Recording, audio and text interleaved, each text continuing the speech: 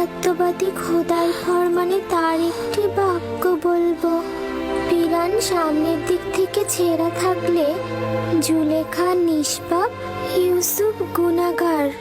আর যদি পিরান পেছনের দিক থেকে ছেঁড়া থাকে তবে জুলেখা পাপী, ইউসুফ নিষ্পাপ।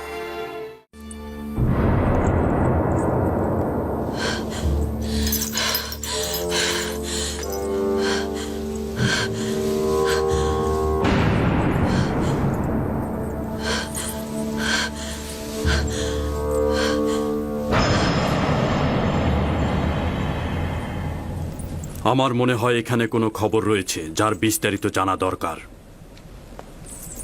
শুনতে চাচ্ছি, যে কেউ একজন কি বলবে? হায় আফসোস আমার, এই সকল মহব্বতের প্রতিদান দেখুন। দেখছেন তো আপনার সহধর্মিনীর সাথে সে কি আচরণ করেছে। এর শাস্তি কি? সে আপনার সহধর্মিনীর প্রতি কুদৃষ্টি পোষণ করেছে। তাকে কঠিন শাস্তি দিয়ে জেলখানায় নিক্ষেপ করুন।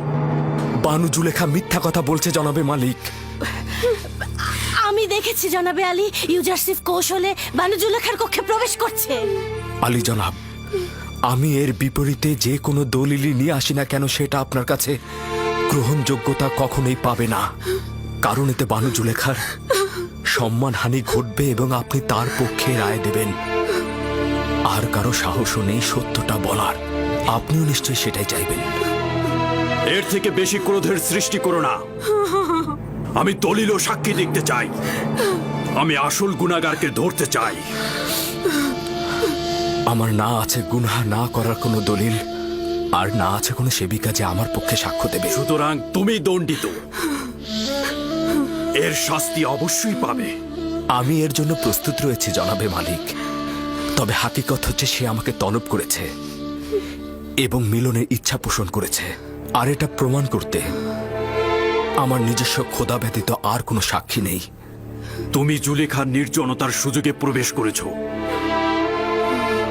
করিমামা সাক্ষী রয়েছে।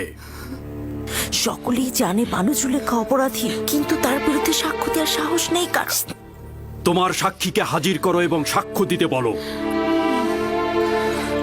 খোদা ব্যতীত আমার তো আর কোনো সাক্ষী নেই।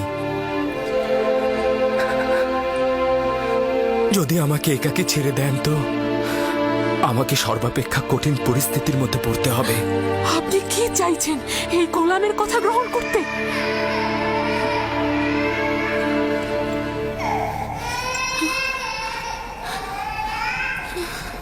যদি নিজেকে নিষ্পাপ প্রমাণ করতে না পারো তাহলে এই মুহূর্তে প্রাণ বিসর্জন দেওয়ার জন্য প্রস্তুত হও। জনাবে আলী, আমি নিজে দেখেছি ইউজারসিফ রাজমহলের দিকে আসছিল। আসবার পথে সে বাচ্চাটির সঙ্গে খেলা করে এবং তারপর কৌশলে এই সপ্ত দরজা দিয়ে ঢুকে একটা একটা করে দরজা বন্ধ করছিল। আমি নিজের কক্ষে বিশ্রামরত অবস্থায় ছিলাম। তাকে নিজের শিয়রে দেখে চিৎকার করে সাহায্য চাইছিলাম, আর তখন সে পালাতে লাগলো। রুদামুনকে এখানে ডাকো।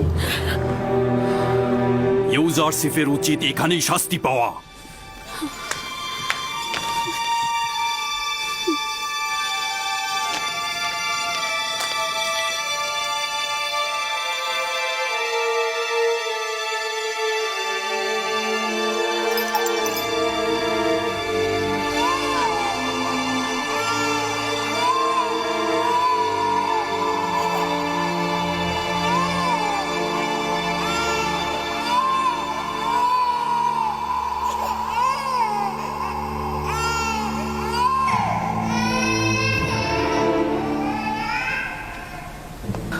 আমার সাক্ষী আছে।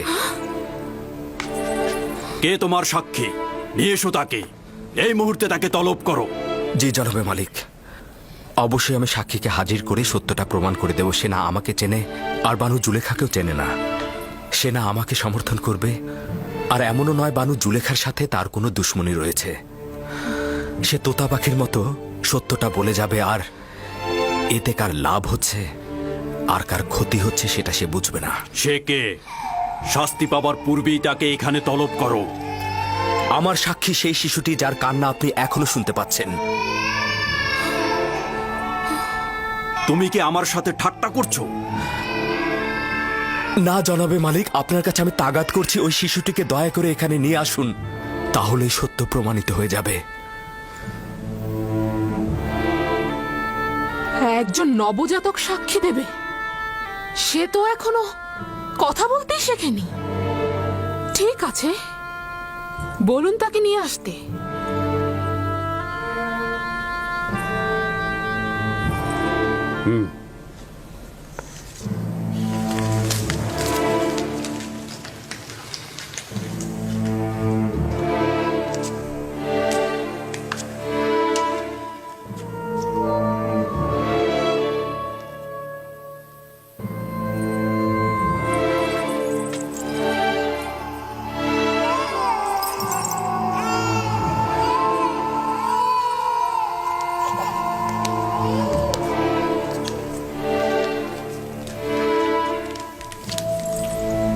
দরুদ আলী জনাব পুতিফার। সে আমার ফুফাতো বোন সিতেনে এবং তার সন্তান কিসেন। বলো তাকে সাক্ষী দিতে। কিসেনের কথা বলো। যা তোমাকে খোদাতালা শিক্ষা দিয়েছে তা তুমি এখানে বলো।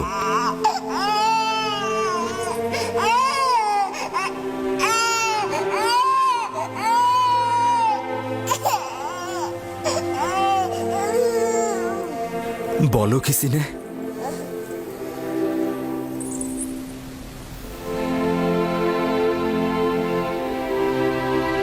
একাত্মবাদী খোদার ফরমানে তার একটি বাক্য বলবো। পিরান সামনের দিক থেকে ছেঁড়া থাকলে জুলেখা নিষ্পাপ, ইউসুফ গুনাহগার।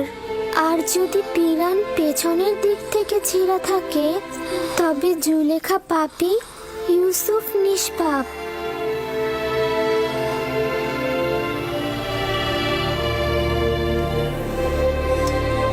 তুমি কি করে কথা বললে লক্ষ্মী সোনা আমার?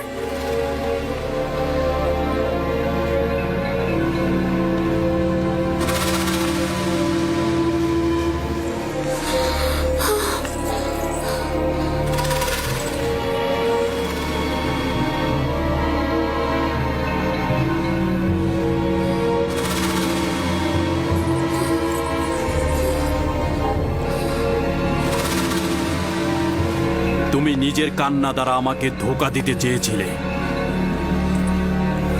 আসলে নারীদের প্রতারণার ফাঁদ খুবই বিশাল।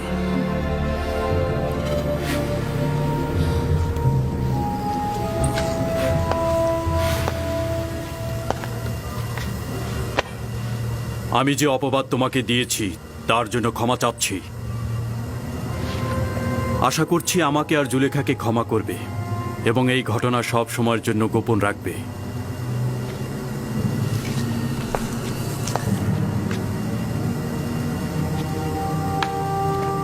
কারো অধিকার নেই এই ঘটনা সম্পর্কে কাউকে কিছু বলার। যদি এই ঘটনা কেউ প্রকাশ করে থাকো তাহলে তাকে কঠিন শাস্তি দেব। চলে যাও।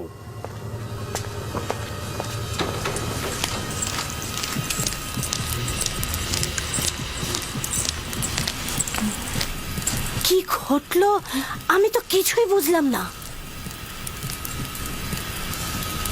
একটা শিশু কিসেনে, সিতেনের সন্তান, সে কথা বলেছে এবং সবকিছু প্রকাশ করেছে। একজন নবজাতক শিশু কি করে কথা বলতে পারে? কিন্তু সে তো বলল। কিন্তু কিন্তু এটা কি করে সম্ভব? আমি জানি না। ইউজারসিফ তাকে বলতে বলল এবং সে সব সত্যি সত্যি বলে দিল। অবাক করার বিষয় হলো শিশুটি একত্ববাদী খোদার নাম করে কথা বলা শুরু করে দিল। এটা জাদু। যদি বাচ্চাটি কথা বলেও থাকে তার জাদু ব্যতীত আর কিছু না। ইউজারসিফকে যা দেখছেন সে আসলে তা নয়, সে জাদুকর। সে বাচ্চাটাকেও জাদু করে ফেলেছে। আমার বিপক্ষে কারো সাক্ষী দেওয়ার সাহসী ছিল না, শুধুমাত্র এই শিশুটি। বানু, সে জাদুকর, সে জাদুকর এবং সে সবাইকে জাদু করে ফেলেছে। আমি বন্ধ করো কারি মামা।